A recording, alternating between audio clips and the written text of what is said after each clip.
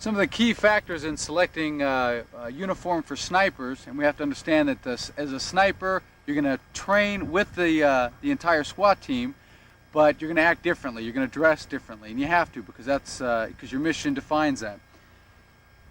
For uniforms, if the rest of the entry team is wearing black or wearing the urban camouflage or whatever they're wearing, for your mission, it doesn't necessarily mean that that's what you need to wear. And sometimes it's hard to get that through to the chain of command because they want the team to be unified and all wearing the same thing, which there's a lot to be said for that. But again, we're looking at officer safety and your role as a sniper. Overall, the best to wear is the olive drab green. I know that a lot of the bigger full-time teams or agencies use that because it's universal both in urban and rural, and it's easy to get a hold of.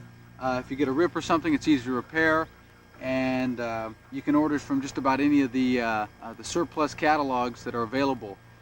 Probably one of the absolute worst things for a sniper to wear is the urban camouflage. This was originally designed for snow, and it's what they did. It was originally designed for snow, and they've just added in the kind of lighten up the colors. But this is probably one of the worst things that a sniper can wear. It's fine for entry teams, but as a sniper, this sticks out like a sore thumb just about anywhere you go. Again, it's made of the same military type material as far as a 50-50 blend of poly and cotton, but this is going to stick out because the three things that a sniper wants to avoid is shine, contrast, and outline. Well, this has two of the three. This has the contrast and the outline. This will stick out. The only thing worse than this, I say this is absolute worst, I think it's tied with the all black.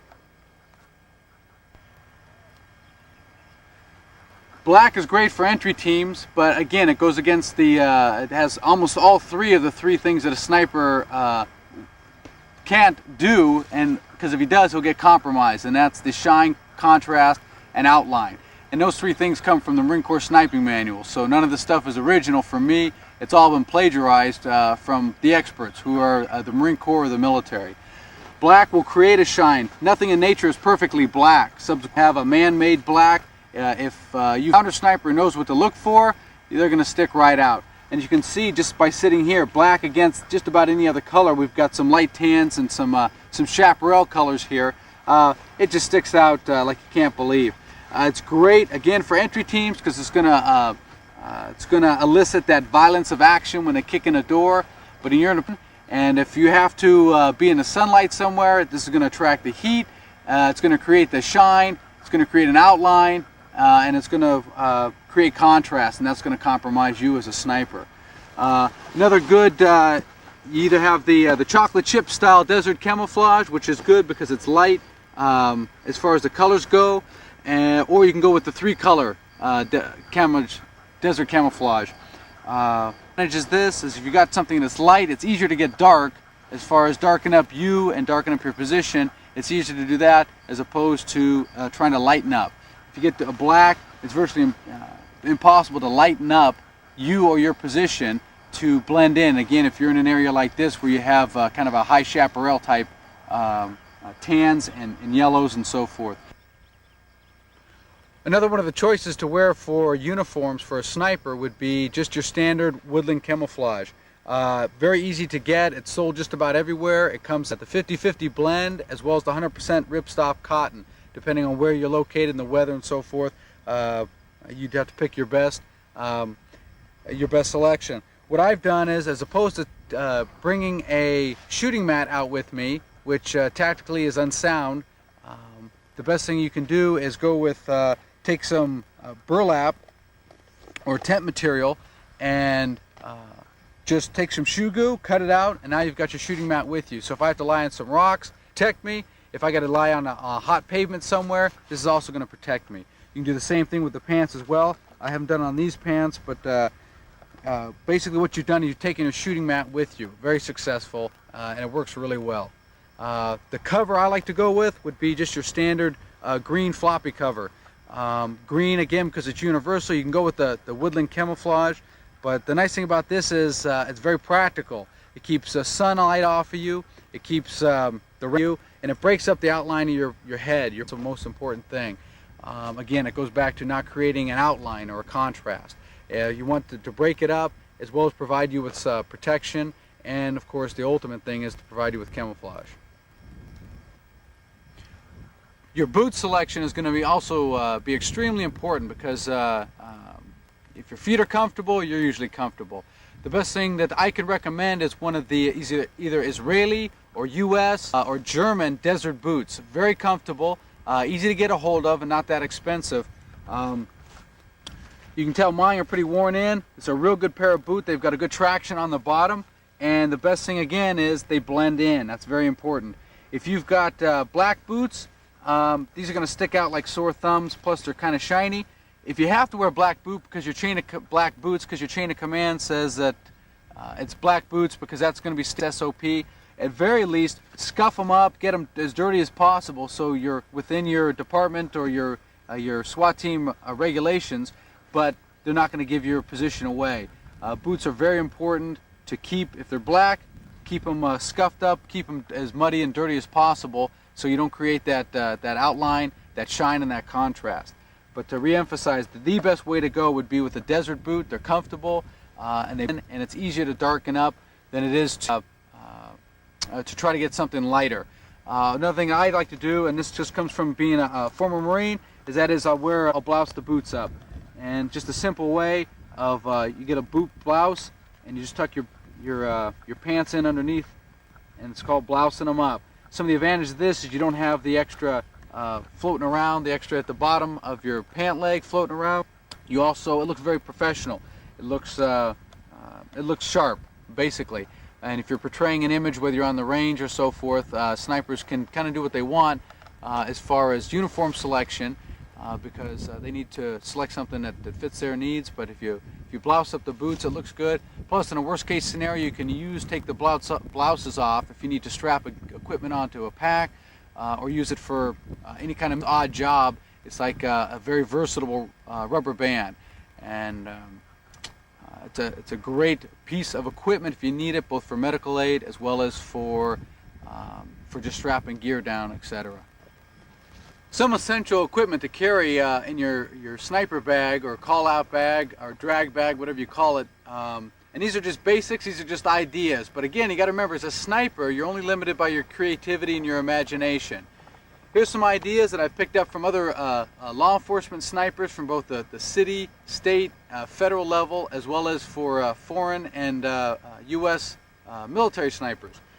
For the good bag, this is just your standard Alice pack, which stands for all-purpose lightweight individual carrying equipment.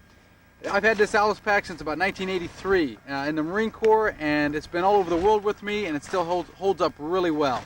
The great thing about these is they're versatile. They have a lot of different compartments to hold gear and equipment, as well as outside belts that are actually sewn onto the pack to attach equipment, canteens, or a first aid pouch. They also have on the bottom where you can hook on extra straps, so forth, to carry additional gear if you're going to strap a poncho or something to the bottom of your Alice pack. What I've done is I've thrown in a little bit of netting here and there and some burlap just to break up the outline of the pack. Inside the pack, you've got a couple of different compartments for your gear. So as long as that it's itemized and you know where if it's at night, you can reach in, you know what you're reaching for, you know where it's at. There's 3 outside pouches with like a hidden compartment behind each that you can slide gear into, as well as a compartment in the lid of the Alice pack where I carry a compass and a temperature reader. Alice packs are great. It's a really good piece of equipment because they're versatile and you can carry all your gear in it. What I've done is I've taken some old towels, kitchen towels, I've wrapped them around and put some of the green duct tape and brown duct tape on there. Just loosens, if you're going to wear an Alice pack for a long time, you want this on there. It just kind of helps ease the stress on your shoulders. Some of the gear I'll carry in the Alice pack, or I'll carry with the Alice pack, is just a big duffel bag or a call-out bag that you can leave at the command post. And the benefit of this is things that you want to just drop down and grab out of this, put on your uniform or your boots or whatever you got in here, and you can grab your Alice pack and go. The key thing is to have everything accessible, ready, and you know where it's at. Some things I'll put inside an Alice pack. I always carry a couple of sniper veils. These are your East German sniper veils. We also have a French sniper veil, and these are everything from a tourniquet to providing a sun to breaking up the outline of the rifle in your body. You can never have too many sniper veils, and I usually carry 3 in your Alice pack or on your body. I also carry 1 or more just OD green towels, just for general purpose, for either weapons maintenance, wiping sweat, getting face paint on or off. Just nice to have an extra towel that you can use for all purpose. I never go anywhere without a good roll of OD green 100-mile-an-hour tape. It's non-reflective, and for strapping down gear to take shine off a gear. It also keeps a lot of your gear quiet if you strap it down well enough.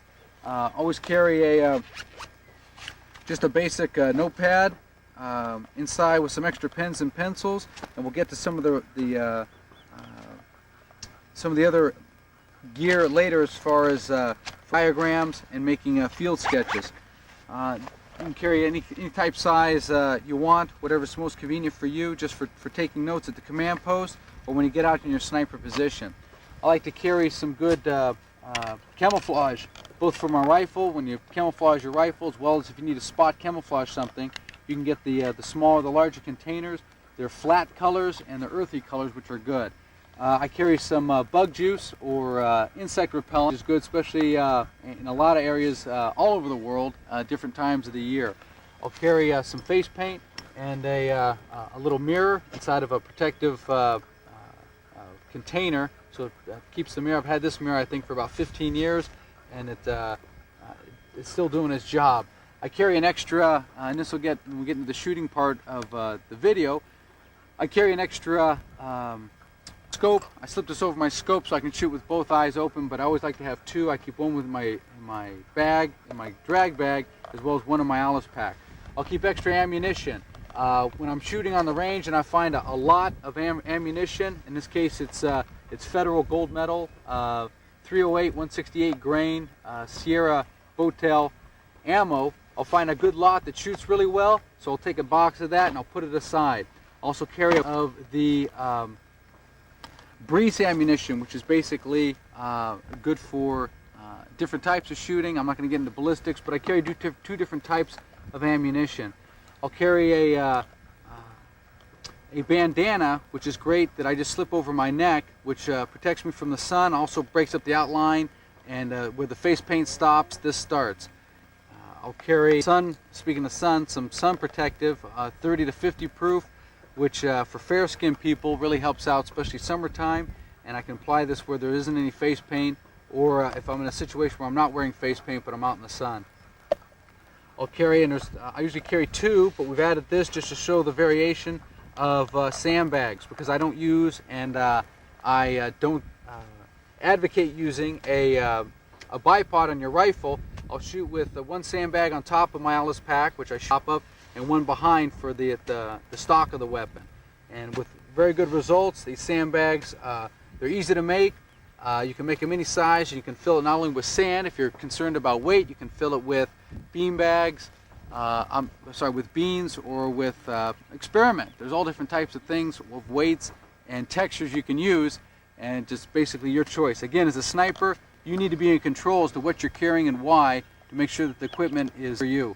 I carry at least 1, if not 2, smoke grenades. And in talking with other snipers, both military and police, if you get compromised, the last thing I want to be able to do is not be able to get them out of my position. If you have an officer down scenario and you have to break your position to throw some smoke to do an officer rescue, it's just good to have a couple of smoke grenades. Just make sure you know how to use them, practice with them, because you want to employ them correctly so that it doesn't work against you. And again, a little piece of black or green duct tape over the pin, just to ensure that you're not going to have an accidental discharge of the smoke grenade. I'll carry, and these come in black, it's the only color I had, or they could buy them in, so I kind of cammyed them up a little bit, is both knee pads and elbow pads, which are good for if you're going to have to be in a position overlooking a parapet, on top of a rooftop, or any position where you need elbow or knee pads. You can strap them to the Alice pack, and you will have, they're readily accessible to take on and off. I carry just a quick knife for cutting things. It's always have just a good knife that's handy and available. I'll carry one or two sidearms, either a 45 Smith & Wesson or a 38, and again, that's personal preference. I carry some fire high illume sticks just for general purpose. Probably never going to need them, but I like to have extra gear that, of course, these don't weigh anything, that I have in my arsenal if I need them. A watch, I'll usually take my watch off my wrist when I'm in a position, and I'll hook it onto a belt loop because I don't want this watch shining and reflecting. And if I need to know what time it is, I can just look down at my belt loop, or I can hook it to any part of my gear on my Alice pack so I can see check on the times when I'm calling in from my position. But again, I don't want it so it's shining off of the it's not reflecting off of the sun. I'll carry my sling with me. It's always good to have a rifle sling in that in a situation where you can't get into a nice prone position somewhere and you need to do an offhand shot, either from the prone or from the sitting, kneeling, or standing. You want to have your sling, and of course you want to be trained with the sling so you know how to use it and employ it correctly. As far as chow goes, probably one of the best things on the market is just take an MRE along. These last from 5 to 6 years, 7 years. And they got a lot of calories in them, and the way they're making them today versus when they first came out, they actually taste pretty good. You've got, what I've done is I've taken several MREs and I've broken down, because the MREs are good, but there's some stuff in here you're not going to enjoy eating, so you don't want to be humping that around if you're not going to eat it. So what I've done is I've broken down a few MREs and just taken what I like out of it, including the heaters, and so now I got my own little 2 or 3 days worth of MREs in one little bag. As far as sketching equipment, I'll carry several pencils with erasers, as well as a couple of pens inside a protective case, this is a toothbrush holder. Inside here you can carry a book for keeping logs when you get into a position. And again, this goes back to your department's SOP and what your chain of command wants, but you can also buy generic, already laminated range cards. There's logs for guiding you as far as making your field sketches and range cards, and I keep it all in a nice little folder. This is a map case that I've kind of modified. In the back I keep a template that is made for snipers. And again, this is all kind of modified. I had a little bit of fun putting this together because, again, and I can't emphasize this enough, as a sniper, you're going to need to be creative. You're going to need to use your imagination. Always have a good belt strap. This is a belt, but also works as a good strap just for general purpose, for attaching equipment on if you need it. You can either wear a pair of, you can get a good shooting glove. A bicycle glove works great for your trigger finger hand. With the pad, it'll keep the pulse of your hand off of the stock of the rifle. And if you know someone who's left-handed, you can buy a pair and you can give them the left hand and you keep the right for left-handed shooters. Or you can just wear a pair of just regular gardening gloves, cut them up, break up the outline a little bit, whatever you're comfortable with. As far as field expediency, if you're not going to can't shoot off your pack, or if you need a platform to shoot off of, your imagination. This is basically some doweling put together with some rubber stubs on the bottom, and then of course I wrap some burlap and a little bit of tape around it. So I've got a field expedient shooting platform if I need it. Always carry a good poncho for pouring down rain to keep you out of the sun, but in an urban environment, really important because you can set this up behind you in a building just with a little bit of duct tape on the wall, so that if most homes inside, you've got light colored walls, white or white, and you and your green, or hopefully not black, but in whatever you're wearing, you don't want to contrast against that. So if you put this up behind you, then you'll blend in, you'll look a lot better. And again, you won't have to worry about contrasting or creating an outline inside the building, inside the room you're in. And we've also got, for a smaller operation, or same thing, I carry a good knife, a flashlight, a couple of canteens, and just your standard what's known as a butt pack. I recommend getting the full cotton butt pack because the nylon ones do not last as long. But this is just a quick, I can run out and throw this gear on. I can wear this underneath my Alice pack if it's going to be an extended operation, or I can just, if it's going to be a quick operation or quick patrol, I can grab this and go, and I can put a majority of this stuff in here. I can also I can shoot off the top of it by placing my rifle on top. And last but not least, I'll carry, because they're very versatile and lightweight, is just your standard poncho liner. And you can cram that just about anywhere because of its durability and the way it's designed. You can cram it just about into any crevice in your Alice pack, and it's good to have, again, if you wanted something to shoot off of, or for warmth or general purpose. I'd rather have it than not. It's not an issue of weight or size or bulkiness in carrying. One of the outstanding enhancements to the camouflage uniforms we've talked about is what's known as a ghillie suit. Very essential piece of equipment for police snipers as well as for military snipers. We're going to run you through a quick gauntlet here of some of the pros and cons and some of the good and bad things about ghillie suits, from the makeshift to something that's some dedication and time has been put behind it. The first thing, we'll start off with the worst case scenario. This is a commercial civilian version type ghillie suit for hunting. You can tell it's got the big hole in the middle that you slip your head through, kind of like a poncho. And I'm sure this serves its purpose for hunters, but for a sniper use, it's almost counterproductive. It's so impractical. You're going to have this type of netting is going to catch every kind of bush and leaf as it goes along. And it's going to make noise. It's going to leave a real signature noise, but with movement. Plus, as you can hear, this just makes a lot of noise. It's synthetic type rubber, and it will break up the outline of the body. I guess if you had to and you want to drape this over your gear or you in a position, that could work. But for the most part, it's too bulky, it's too loud, and actual material is even almost to the point of reflective. It's not going to be flat enough. It's also you can flip it over, so there's a bit of a variation in the colors.